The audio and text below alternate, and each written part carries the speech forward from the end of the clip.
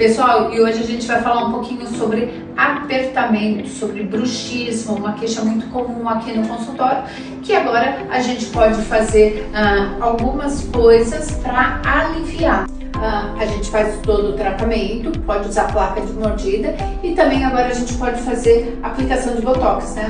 Botox pode ser aplicado na região do masseter, que é essa região onde você tem a musculatura mais forte da face, que é o músculo da mordida.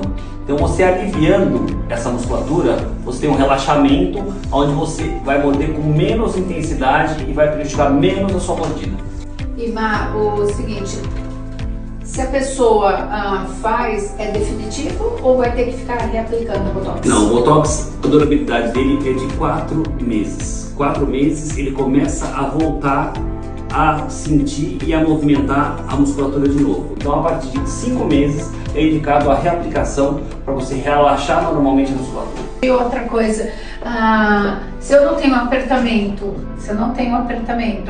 mas eu sinto um desconforto, eu faço o exame e não tenho apertamento, mas eu sinto desconforto também? Você pode fazer a aplicação do Botox para aliviar esses sintomas. É isso. Agora ele vai me ajudar e eu vou ajudar.